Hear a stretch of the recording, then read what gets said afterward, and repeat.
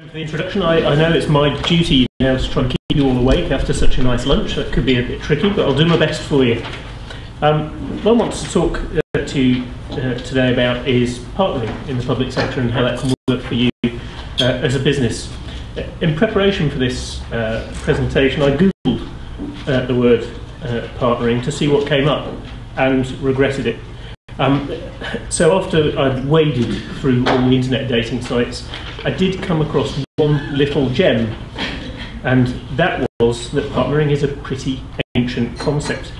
And there was an old proverb that I picked up from the internet, which was, the brother who helps his brother is like a fortress. So maybe that's worth keeping in mind as I make the presentation. The term partnering can obviously cover an extremely wide variety of arrangements, from simple subcontracting through to major initiatives which also encompass the client, such as those for PFI for schools and hospitals. But in the limited time that we have this afternoon, I'd like to concentrate particularly on partnering in the context of suppliers pooling the resources, working together to win public sector contracts. So there are clearly some barriers, some of which are false and some of which are very real, that are put up in terms of SMEs being able to access by themselves public sector opportunities. And I know some of these have been spoken about by Eddie earlier, but I think it's probably worth actually looking at some of these in a little bit more detail.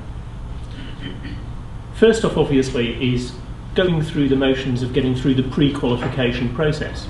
And that can be quite an arduous ordeal for a lot of organisations. And some of the barriers there are around larger value and high risk contracts, where smaller suppliers may find they come up against barriers which mean that by themselves they'd find it very difficult, if not impossible, to meet the needs of the client. As Gary mentioned earlier, it's worth remembering that public sector buyers should only be asking suppliers to provide evidence that's proportionate to the scope and the scale of the contract that's being intended. And with that in mind, one of the issues that smaller suppliers may encounter is around financial capacity.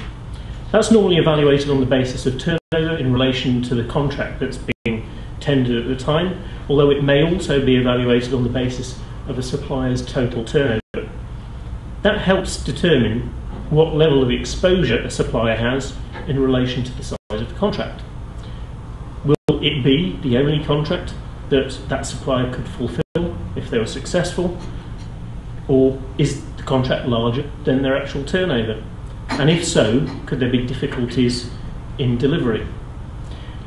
Smaller suppliers may also fall short in the terms of their ability to evidence experience of previous work. The shortlisting processes normally rank suppliers, and this may seem to naturally benefit larger suppliers with more contracts under their belt. In a similar vein, the purchaser may have specific requirements for either labour or equipment, and that could include the need for a significant volume of staff or for specific experience of a workforce. There may also be requirement for the use of extensive capital assets, such as large yellow plant items. And finally, the client may require the contract to be delivered in locations which are not currently served by the supplier. This could require a supplier to make significant investments in property in order to deliver that contract. So as you'll have gleaned from those issues, in order to stand a reasonable chance of success in bidding for those larger contracts, suppliers may need to supplement their resources in one way, shape or form, and partnering is one of those solutions. Before I go any further, it's probably worth just mentioning what the regulations actually say about partnering. As you might have come to expect, the language of regulation is convoluted. The essence of the regulation, however, is that purchasers must accept applications from consortia bidders, and that members of a consortia don't have to have formed a legal agreement between them in order to apply for a contract.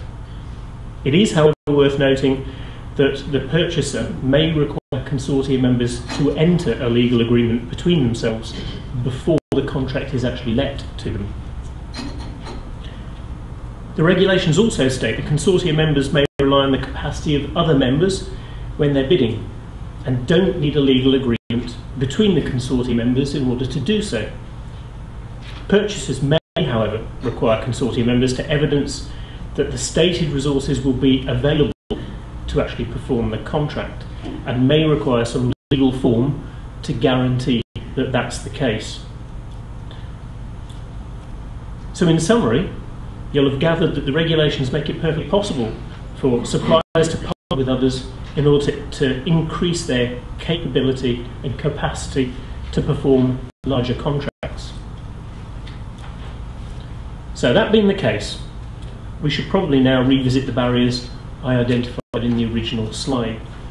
It becomes clear that partnering can assist in evidencing greater financial capacity, either through the aggregation of the turnover of each consortium member, or through appointing a lead supplier who can provide the necessary level of financial assurance to the purchaser.